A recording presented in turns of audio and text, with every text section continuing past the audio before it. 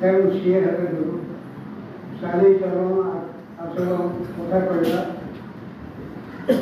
ତାପରେ ଯେତେବେଳେ ବୟସ ବୃଦ୍ଧି ହୁଏ ସେ ପାଠଶାଳା ବିଦ୍ୟାଳୟକୁ ଯାଆନ୍ତି ପାଠ ପଢ଼ିବା ପାଇଁ। କାରଣ ମଣିଷ ଜୀବନର ଶିକ୍ଷା ହେଉଛି ଗୋଟେ ଅମୂଲ୍ୟ ସମ୍ପଦ। ସେହି ଶିକ୍ଷା କେବଳ ବାପାଠୁ ନୁହେଁ ବା ଗୁରୁଙ୍କ ପାଖରୁ ନୁହେଁ, ଆମେ ଯାହାକୁ ଯେତେବେଳେ ଯେଉଁ କଥା ପଚାରୁ ହୁଏ ଏ ତାହା ଘରକୁ ବାଟ କହୁନା ସିଏ ମଧ୍ୟ ସେଟା ଗୁରୁ ହୁଏ।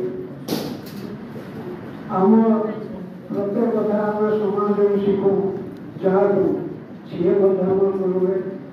କିନ୍ତୁ ସବୁ ଗୁରୁ ହେଇଥିଲେ ଆମେ ଯେତେବେଳେ ଶିକ୍ଷା ପ୍ରୟୋଗ ଯାଉଁ ତାକୁ ଆମେ